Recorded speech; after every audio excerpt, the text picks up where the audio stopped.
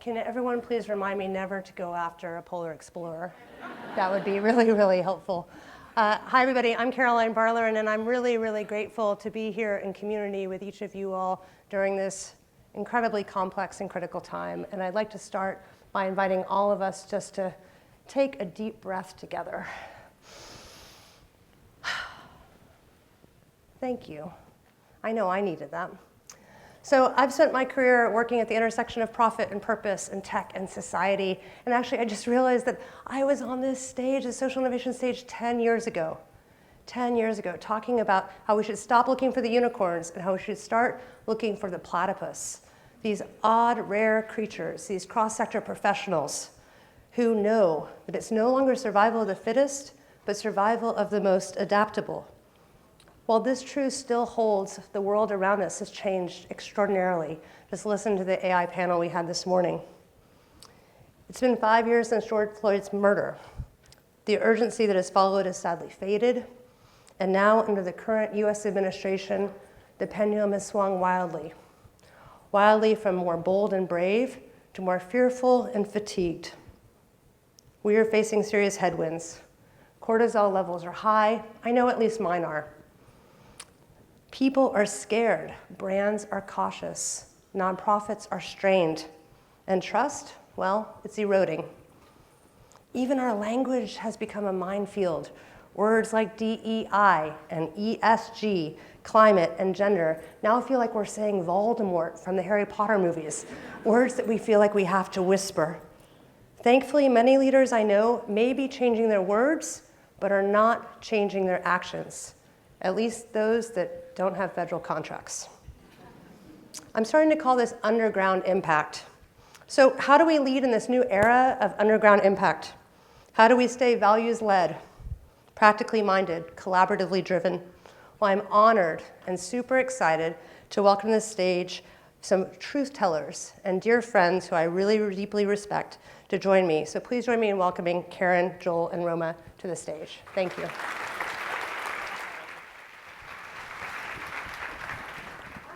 Hi.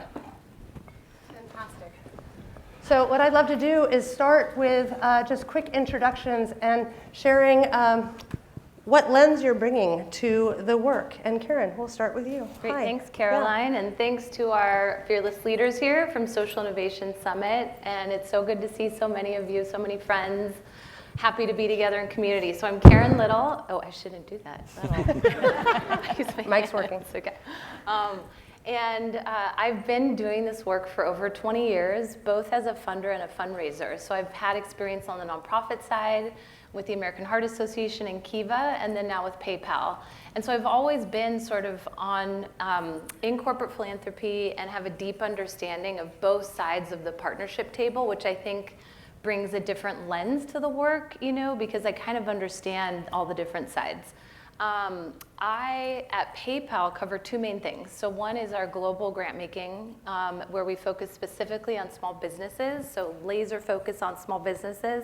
And then the other is on rapid response. So how can we use our core capabilities with PayPal and Venmo of payment processing to help raise large amounts of money? So I will pass it over to you, but that is my little intro. Awesome, thank you. Hi, everybody. My name is Joel Arquillos. I'm the executive director of the Snap Foundation. Snap Foundation was started by the founders of Snapchat in Los Angeles.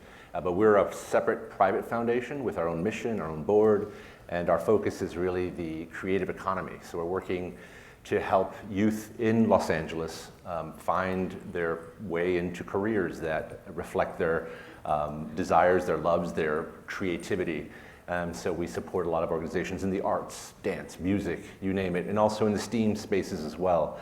My background, I was a teacher for many years, actually in this amazing town. I taught at Galileo High School here for almost a decade, and then I got involved with an organization called 826 Valencia for many years. If you're familiar with the Pirate Store, if you haven't been to the Pirate Store, make sure you stop in. And I ran the chapter in Los Angeles called 826 LA. We had a time travel store in the front. But we focused on working, building community really, and helping young people from the area work with adults who were professional writers or professionals of all kinds who sat side by side and connected on writing. It was a real way to sort of connect the community. So I feel like the work I get to do now is an extension of that. It's focusing on Los Angeles, and it's just a privilege to get to do it. So. Thanks. Hi everyone, I'm Roma McCaig. I have had a 3-part career, I guess. First part of that, about 20 years, I spent in communications, just working across the communications discipline, and much of that time was spent here in the Bay Area, working in tech, healthcare, and consumer goods. I shifted into strategy and operations, and through that found my way to corporate responsibility and sustainability. I've led impact, sustainability, corporate philanthropy for 3 major consumer brands. First, Campbell's Soup Company, then Cliff Bar and Company, and most recently I was the Chief Public Affairs and Impact Officer for REI Co-op. And one of the things that I've seen through my journey, and especially most recently, is where companies and brands in particular are integrating purpose, sustainability, impact, DEI into who they are. It's core to their values, it's core to their strategy, it's core to how they operate. They're standing firm on their commitments, and they continue to speak externally about that. And most recently, the new CEO of REI, she had only been in seat for a month, came out publicly and shared with their 24 million members, and I'll read the quote. We're in a moment when our values that seem so fundamental are being challenged, in a time where our public lands and values like diversity, equity, inclusion are under threat. I want you to hear from me that REI believes these are essential to who we are as an organization and what we stand for.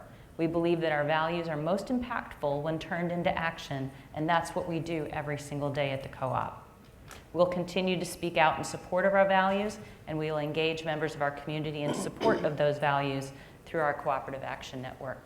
I think you're seeing a lot of that out there. REI is not alone, and so I encourage organizations to continue on that effort.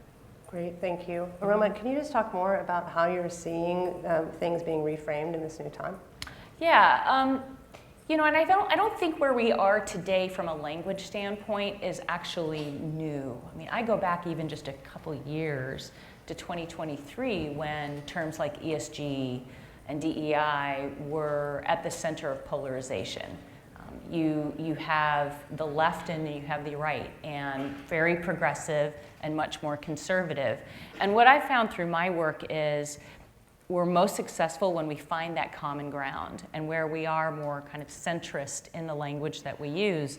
So thinking about, and I've got a few examples, but there's a study that came out in 23, and there's a new version of it coming out here in a couple months, which I would encourage folks to find because it is public. It's called Poking the Bear by a group called Revolt. And what they learned through this study in surveying both Democrats and Republicans is there was a lot of common ground felt and a lot of agreement found when you used language like with climate change, securing a safe climate for your family's future, for race relations, creating fair and equal access to education for all, on gender inequality, support the freedom to love whoever you want, and income inequality, all workers receiving a fair day's pay for a fair day's work. So very specific and much more accessible language. Thoughts? Yeah. I would say, so what I am seeing from a corporate lens, and I know a lot of you in here we've had talks about this, is there's a spectrum. And so kind of like you said, Roma, there are some companies like an REI or a Costco or, some who are able to be really bold and brave.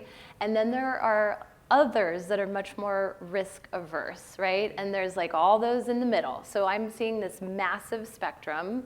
And what I'm seeing with language, and certainly in our case as well, is it's been frustrating, to be candid. It's been frustrating to have to change our language. But the way I'm seeing it now is that we're doing that to protect the work. So we are changing the language. We're saying belonging. We're saying underrepresented to protect the work. What I'm not seeing is I'm not seeing a lot of corporate dollars be impacted. So that's good. But I am seeing the language change. What I'm also seeing in terms of like 2025 updates, hot off the press is what a wild ride it's been, right? And with these executive orders, we had so many of our nonprofit friends impacted. And so we handled it just like we do with any rapid response crisis. We immediately did an audit of all of our partners. We asked, are you impacted by how much? You had examples like the International Rescue Committee losing over 50% of their annual budget this year alone.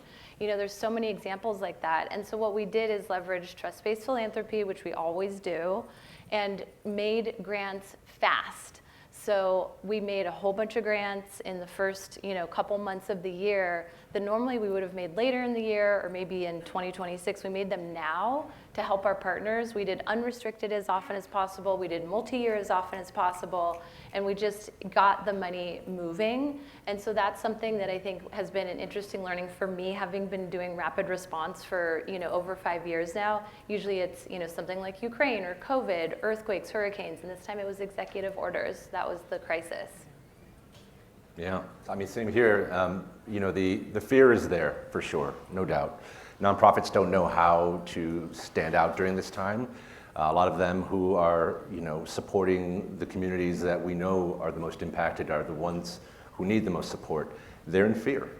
They don't want to stand out in some ways, but some are also pushing back. Some are connecting with other organizations and trying to find ways to challenge some of these new orders. We believe also in trust-based philanthropy, and I've seen that sort of evolve in the last few years. I used to be on the other side of things, begging for money to keep my organization afloat, and it is a beautiful thing to be able to really use that and really mean it. So, giving grants that are not focused on a particular project, it's trusting the organization on the ground to know what their needs are and to provide them the funding they need to continue to provide those services. They are the real sort of frontline workers in the sense of knowing what is most essential in these communities to bring to the youth, to bring to the communities. And so really letting them lead and guide us during this time. And you can put all the language aside. Really, at the end of the day, it's ensuring that there is access, that there is funding, that there is support, that health and wellness is the number one priority. And we get to do that as funders to help promote and support that ecosystem that exists. So, I think it's, our values haven't changed. We've kept our same focus and same mission. We're obviously aware of the dangers that exist, but the work stays the same, and we have to continue to push forward and make sure we don't turn away from the realities that exist in our communities. I want to add one thing. We are also doing PRIs, so program-related investments, in addition to donations, and so that's sort of a newer thing. And I wanted to highlight that for any other of the corporate philanthropists here. You see that so much more in the foundation world. But if you have a DAF, if you have a donor advised fund, which we do, PayPal Giving Fund, it's very easy. And so one of our partners is here, Luz, the CEO of Axion Opportunity Fund. We were able, for the LA wildfires, to provide them with a PRI and a grant to help rebuilding small businesses in Southern California impacted by the wildfires. And so that's really neat that then you have the donation, you have the loan fund that goes as smaller loans to small businesses. They pay it back in a certain number of years. It comes back to our DAF for reuse. So it's more of a market-based approach to philanthropy. So I wanted to highlight that as another reframing thing. No, thank you for that. In these polarized climates, I'm just curious if there are bipartisan bridges you're seeing, and Joel, would love to start with you. Yeah, I mean, I'd love to think that the arts are bipartisan. I'm not sure anymore, but I definitely believe that they should be. I think the schools, communities, teachers, those should be bipartisan issues. I mean, and we all obviously benefit tremendously from ensuring that those are all healthy and running well.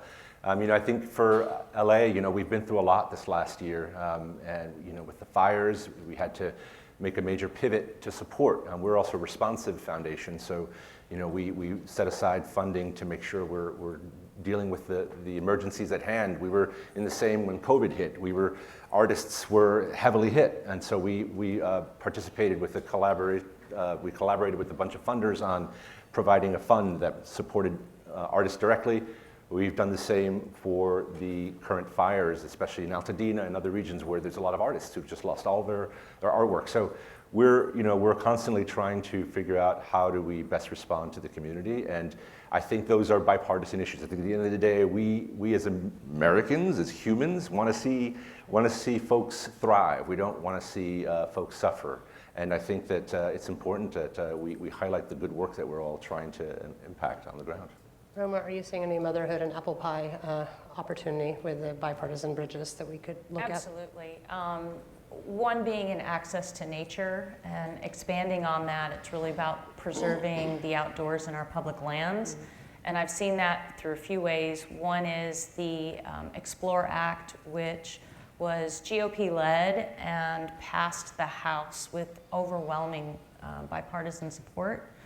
This week, it was a GOP-led initiative that removed the sell-off of public lands from the House Budget Reconciliation Bill as well. So again, it kind of goes back to our earlier conversation around reframing the language, but you're seeing it really comes down to getting very, very specific about what you're trying to protect. Yeah, I would say with bipartisan and building bridges, I do see that with small businesses, you know, the American dream and sort of, you know, half of the US population is employed by a small business, so it's like really an engine. And some of our partners are here, again, like Diego from Together International supporting disabled entrepreneurs, which is amazing. Jay Bailey, the Russell Center in Atlanta, supporting Black entrepreneurs.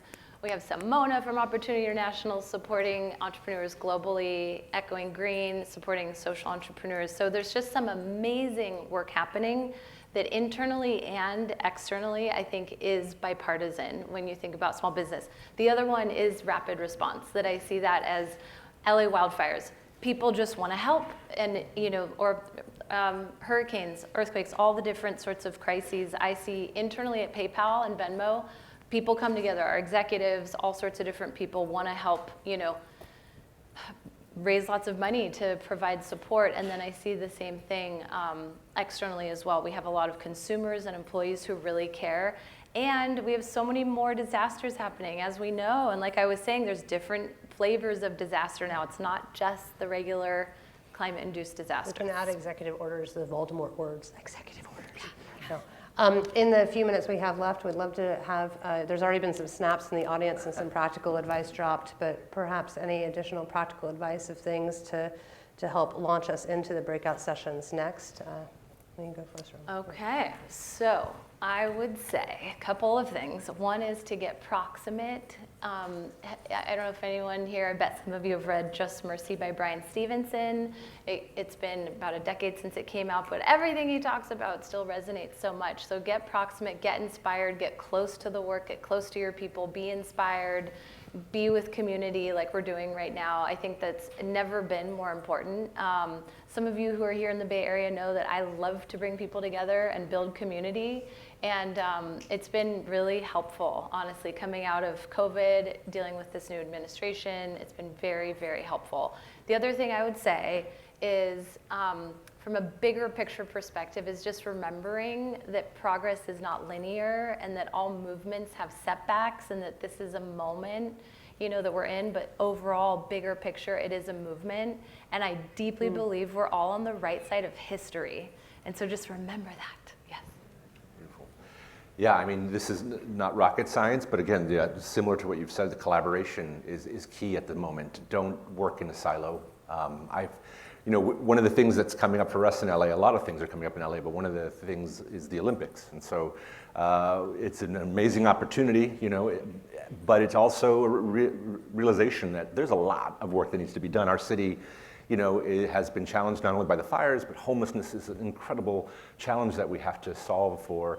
But we've recently put together a collaborative of funders, and not just private foundations like what I'm running, but also with corporate philanthropy arms and others to just really talk about ways that we can show up, that we can inspire volunteerism, inspire a real sort of connection moving towards this goal together.